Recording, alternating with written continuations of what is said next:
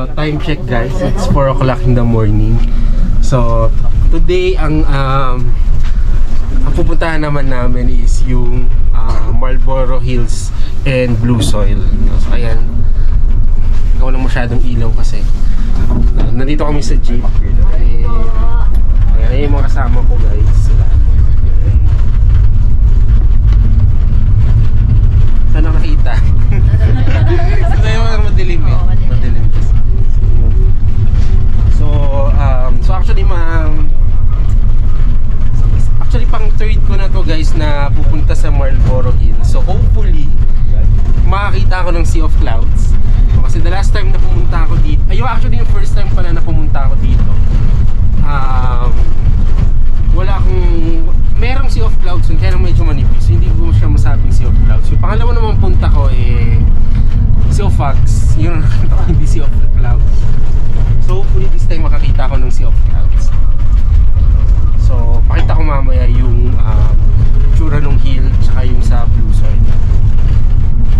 Alright guys, so ito na, mag-start na kami ng trekking namin. So actually medyo madami na ring tao guys, no? So medyo bumabalik na yung mga turista dito. And ayan, wala kasi ilaw medyo madilim. So yan, so siguro mga 2 hours ko yan 2 hours na vlog, yan. So ano naman, kaya ng whole day. Ay kuya, sandali. Yan, kaya ng whole day ito. Kaya ng whole. Ayan.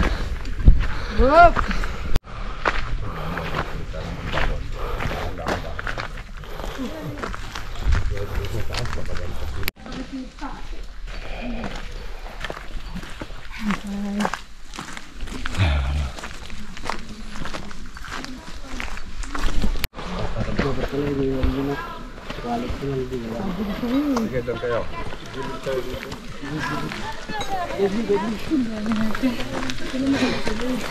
Pagod na ang mga person.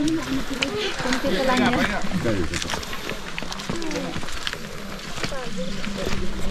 Pahinga kayo dyan. Pahinga muna kuya. Gunayin natin sila. Ipunahin natin sila. Ayaw talaga na kumarik. Punahin natin sila, tara. Tabi tayo, tabi. Sige. Kaya nga nakaganito na ito. Video na yung vlog. Oops.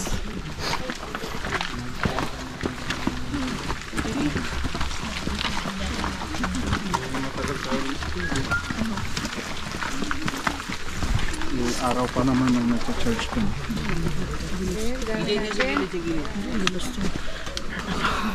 Lipat ka doon. Dito na diretso na tayo dito kuya. Kaya nga yan. Dito kayo. Halika dito, be. Morning po. Morning Mark po. Thank you po. Opo, si Tugi oh. Sama. Okay, tayo na. Yung aso.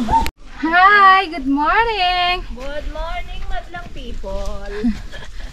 Good morning, Marlboro Hills.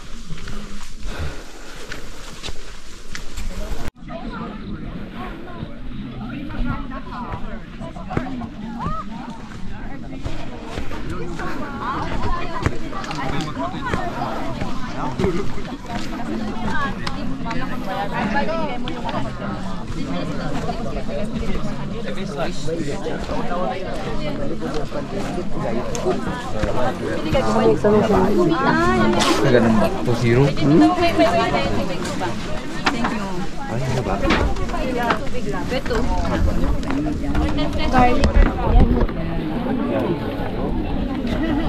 Dab, share tayo dito.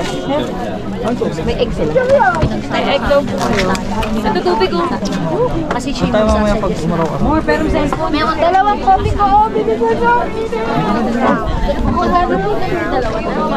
Coffee ko brown.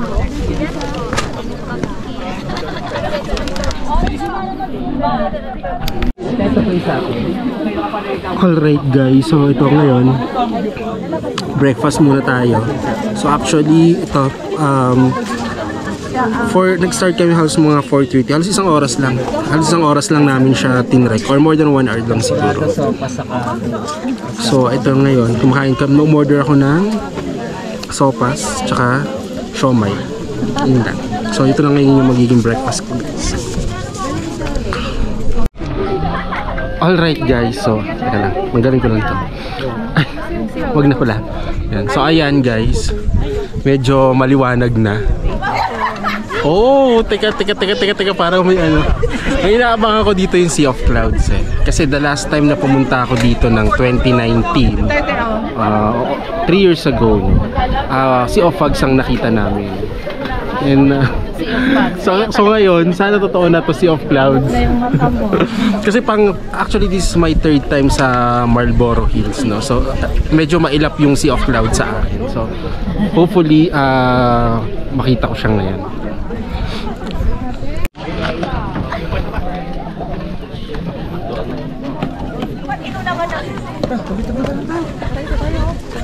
Sabi ni Kuya, dito lang daw tayo. Dito tayo.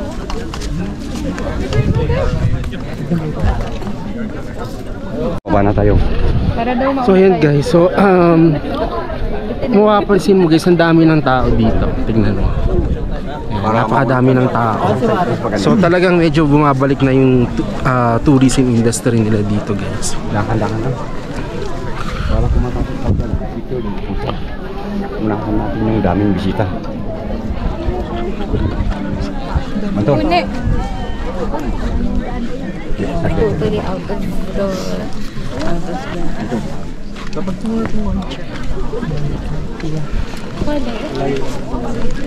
So actually ang inaabangan dito talaga guys, Sea of Clouds and of course yung sunrise. Yung sunrise ang talagang inaabangan dito. Ay shit! Oo. Naiwan mo lang doon? Kuya, sandali! Ayun, babe. Guys, nakakainis. Kasi nawala yung stick ko. Tapos may kumuha. Busy. Ay, nako.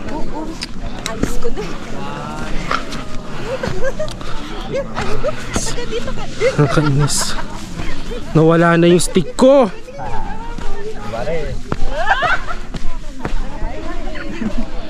So hayaan na natin. So hayaan na natin guys. Doon na tayo sa baba para makuha tayo. So sabi nung aming tour guide, so nag-decide yung tour guide namin na baba daw kami. Kasi ang sabi niya is nandun daw yung Sea of Clouds. So maganda dito ay nakatago doon. Dun sa isang hill, no? Actually medyo nakataas yung ulap dito, pwede po group picture. Unahan natin yung daming bisita once nakababa yung lahat. kaya lang sobrang foggy, you know? Sobrang foggy. Kasi siyempre, nakapakapakan yun. Hindi ko alam kung mawawala tong fog na to. And actually may nakikita akong mga bundok. So hindi ko sure kung may Sea of Clouds. Alam mo naman, pag mga nagjo-join ka sa mga tour, nagto-travel ka, yan. Isa yan sa mga expectations guys yung Sea of Clouds na yan. Lalo na kung namumundok ka. Hapon morning ba namin, di ba? Ito na yun.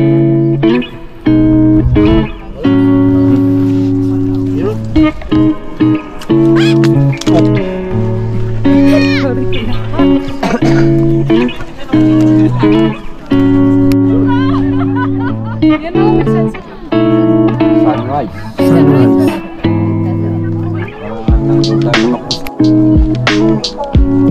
So guys, may chance, no? May chance kasi yan na, nakikita ko na mayroong Sea of Clouds sa paligid. Ayan. So hinihintay lang namin yung sunrise, no? Once na sumikat yan ng husto, definitely guys, no? Lilitaw yung Sea of Clouds na yan. Kasi medyo foggy pa siya eh. Kuya, wala pong basurahan dito. Wala po. Bakit? So, basta pando sa ibang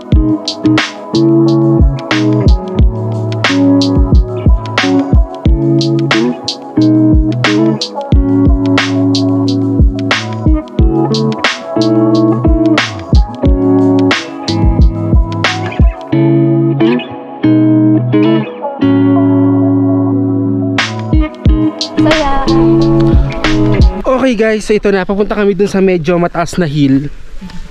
Yan. So ito, nakikita ko may chance talaga na merong sea of clouds, guys. So punta lang kami doon para to avoid yung influx ng mga ibang tourists. Kasi mahirap pagka masyadong marami.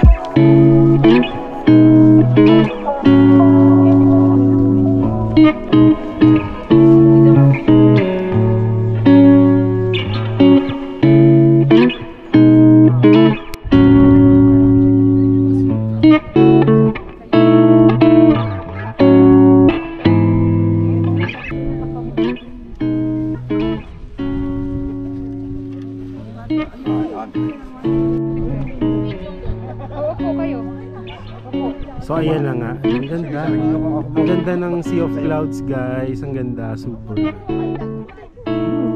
Ayan o. Ang ganda, yes. Picture ulit sa kapatid.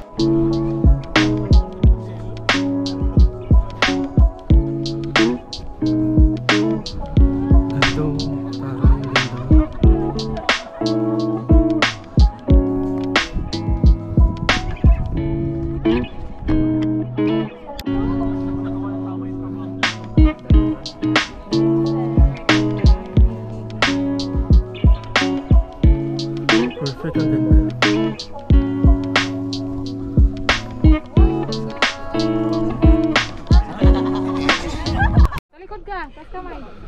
Okay, thank you guys for the good weather, no. Yan, sa wakas guys, sa pangatlong punta ko dito. Yan, nakita ko na rin yung Sea of Clouds. Ang ganda, super. Pwede, 1, 2. So wala na sigurong babalikan. Okay. Hindi, siguro mga ilang years from now babalik lang din siguro ulit ako dito. Then yan, siguro mag-trekking ulit ako dito. Pero medyo matagal pa, siguro mga 3 years after. Sir, ba't nga ba tinawag na Marlboro Hills to, guys? Sir? Dito po tinawag natin ng Marlboro Hills dito kasi dito po may daming wild horses dito noon sa Marlboro po. Okay. At dito po noon yung original na view dito, Grassy Mountain po. Hindi nawala ang kabayo, pasture land, so may kunting halaman na tutubo na ngayon. So na-open ito sa tourism ngayon. Dito po ingat yung mga kalat-kalat ng garbage po kasi dito bundok nature. Walang CR dito, kung mag-CR kayo sa tabi-tabi lang. Baka makuha tayo ng camera. Okay.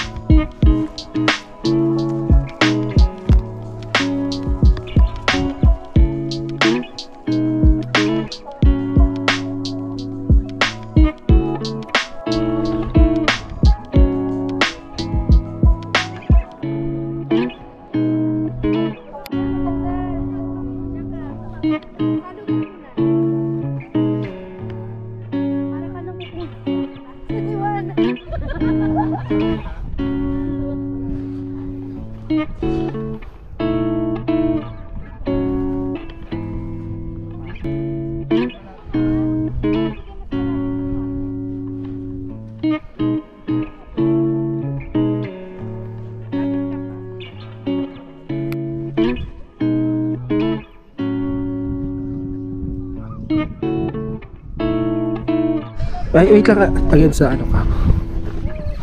Ito guys, ito. Anong month kuya ang magandang pumunta dito sa Sagada? Dito po July pwede po. July. First rainy season month. Then December. Then pinakamalamig February. Kung summer wala. Wala. Tsamba-tsamba lang yun. Tsamba-tsamba. Pero kung walang Sea of ulan. Clouds ang habol mo, anong month ang pinakamagandang month na pumunta? Dito po? Oo. Ngayong November at December po. December. Kasi last time December wala kami nakita. Mayroon po. Mas lalo kung umambon ng konti sa hapon, kinabukasan na mayroon po. Kasi kung walang ulan sa hapon, sigurado yan hindi ka nakasure may Sea of Clouds. Wala po. So, since umulan kagabi, yan, kaya nagkaroon ng ganyan Sea of Opo. Clouds. Yes, sir. Kaya lang sabi nyo nga, mayroon pang mas maganda kaysa Opo. dito Yan, ang ganda. Okay. May limit ba yung tao dito, kuya? Mayroon po. Mga Kasi ilan? dapat 500 packs. Ganyan po. 500 packs lang ang pwedeng pumunta dito sa Opo. Marlborough. At ngayon, noon 1:7, one guide. Ngayon, 1:10. Opo. 1:10. Pero mas nagtaas ang fee nyo ngayon, di po ba? Opo. Para makabawi nga naman. Opo.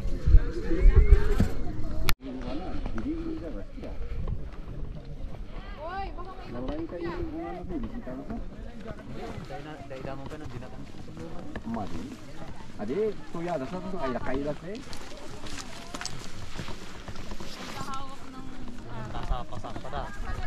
Gusto nga agad ng dago si Norman. Ditik sakit adi mang tikbak. Ciulok sak.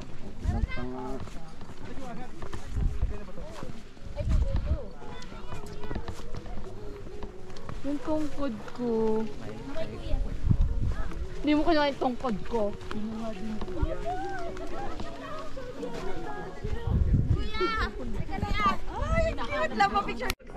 Gapang for your life. Gumapang lang. Gimana natin si Kuya Bert? Sabihin niyo akong tapos kayo para makabusin na tayo.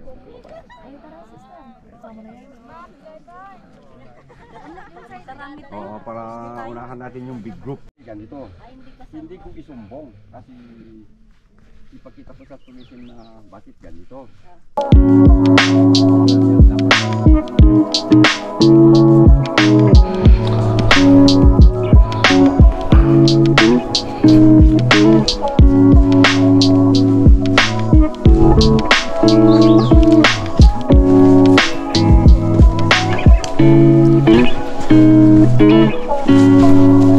May kasama yung guys.